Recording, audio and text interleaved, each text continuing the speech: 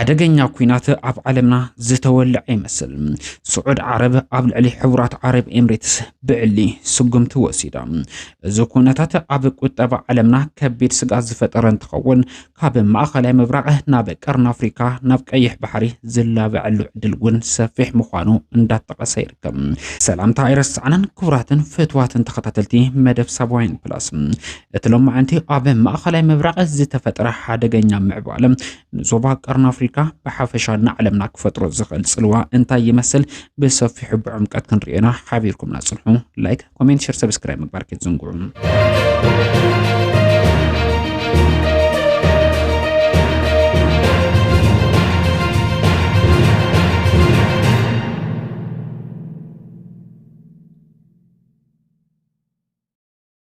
سعود عرب ኣብ የመን ሙካል ኣብ ዝተብኻለ ወደብ ዝፈጸመቶ መጥቃዕቲ ነፈርቲ ኮይናት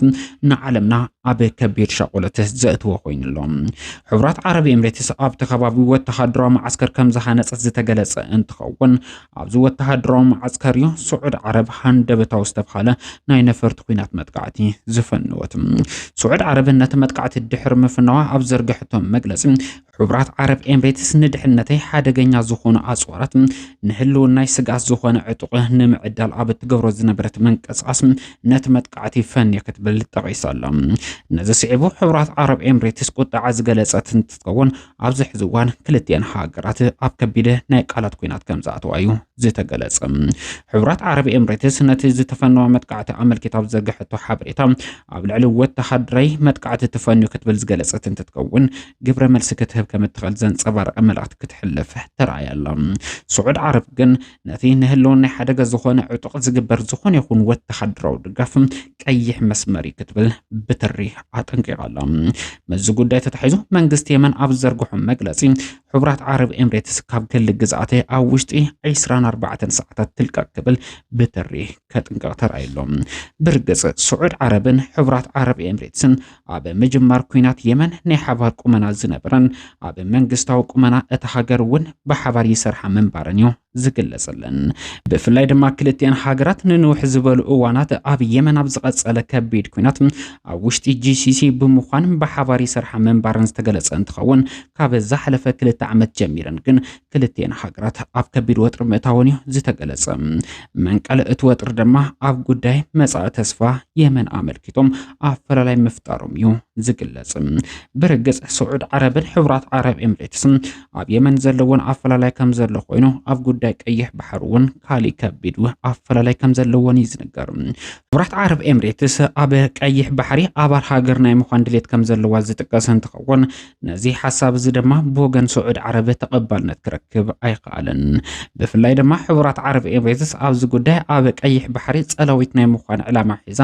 ብኣንፈት ኢትዮጵያ ሰፊሕ ዝተብሃለ ምንቅስቓስ ተካይድ ከም ዘላ እዩ ዝነገረላ ሕቡራት ዓረብ ኤምሬትስ ኣብ ቀይሕ ባሕሪ ዘለዋ ድሌታት ከም ዘሎ ኮይኑ እውን ኣብ ቀርኒ አፍሪካ ድማ ጂኦፖለቲካዊ ረብሓ ንምርካብ ጸላዊት ናይ ምዃን ድሌታት ሒዛ ኣብ ኢትዮጵያን ብተመሳሳሊ እውን ኣብ ሱዳን ሰፊሕ ወተሃደራዊ ዲፕሎማሲያዊ ርክብ ብምክያድ ትፍለጥ እያ ኣብ ሱዳን ዝካየድ ዘሎ ከቢድ ኩናት ሕድሕድ ንጀነራል ሓምዳን ዳጋሎ ኣድላይ ዝተብሃለ ሙሉእ ድጋፍ ከም እትገብር እዩ ዝነገረላ መንግስቲ ኢትዮጵያ በሪ ባሕር ንምርካብ ዝጀመሮ ምንቅስቓስ ብምድጋፍ እውን ሕቡራት ዓረብ ኤምሬትስ ኣብ ቅድሚት ከም እትቅመጥ ይነገረላ መንግስቲ ኢትዮጵያ ኣብ ጉዳይ በሪ ባሕር ዘለዎ ድሌታት ተዓዊትሉ ናብ ቀይሕ ባሕር ዝኣትወሉ ዕድል እንተተኸፊቱ ሕቡራት ዓረብ ኤምሬትስ ብቐጥታ ዋላ እኳ እንተዘይኮነ ብኢዳ ዞር ኣብ ቀይሕ ባሕሪ ጸላዊት እትኾነሉ ዕድል ከም ዝህሉ ብምእማን እያ ንመሪሕነት ቀዳማይ ሚኒስትር ዶክተር አብይ አሕመድ ኣድላይ ዝተብሃለ ኩሉ ብምግባር እንዳደገፈት ትርከብ ሕቡራት ዓረብ ኤምሬትስ መንግስቲ ኢትዮጵያ ድሮናት ከዓጥቕ ፋይናንሳዊ ዓቕሙ ክብርትዕ እውን ኣድላይ ዝተብሃለ ናይ ገንዘብ ድጋፍ ብምግባር ትፍለጥ እያ ብተመሳሳሊ ኤምሬትስ ናብ ቀይሕ ባሕር ንምእታው ንኢትዮጵያን ንጀነራል ሓምዳን ዳጋሎ እትገብሮ ዘላ ሰፊሕ ድጋፍ ከም ዘሎ ኮይኑ ብምግቢ ዓርሳ እትኸለሉ ባይታ ንምፍጣር ድማ ዞባ ምዕራብ ትግራይን ኣልፋ ሽጋን ብምቁፅጻር ሕርሻ ናይ ምውናን ትልምታት ከም ዘለዋ እዩ ዝነገረላ መሪሕነት ቀዳማይ ሚኒስትር ዶክተር አብይ አሕመድ ኣብ ምዕራብ ትግራይ አንቀፋይ ኮይኑ ስምምዕነት ፕሪቶሪያ ከይትግበር ቀዳማይ ስርሑ ገይሩ ዝሰርሐሉ ዝሰርሐሉ ዘሎ ብሕታዊ ምክንያት እውን ጸጥቂ ሕቡራት ዓረብ ኤምሬትስ ከም ዘሎ እዩ ዝንገረሉ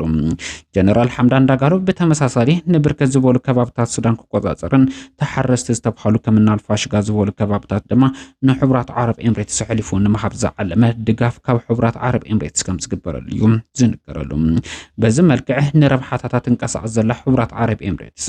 ካብ سعود عربه كبير عنقفات كم زقطم اي زنقرلهم سعود عربه بوغن جنرال عبد الفتاح البرهان تسلفهم نمنقسقاس حمدان دغالو اب كبير حدغ زاتوتن تتقون ابز بزحو كبابتات السودان وين كبير وتحدراو كيسرا نخغلبب ايد اتاون سعود عربه نوح كم زخون ايو زنقرلهم سعود عربه جنرال حمدان دغالو تطقيما سودان نمقصار تلمانه تنقسقاسلا حبرات عرب اميريتس نممكات تغبر زلو منقسقاس كم زلو خوينو بانفت ኢትዮጵያ አሰብ ተቆጻጽራ ናብ ቀይሕ ባሕር ንምእታው ነትገብሮ ዘላ መንቀስቃስ ንምምካት ድማ ንኤርትራ አድላይ ዝተባሃለ ድጋፍ ብምግባር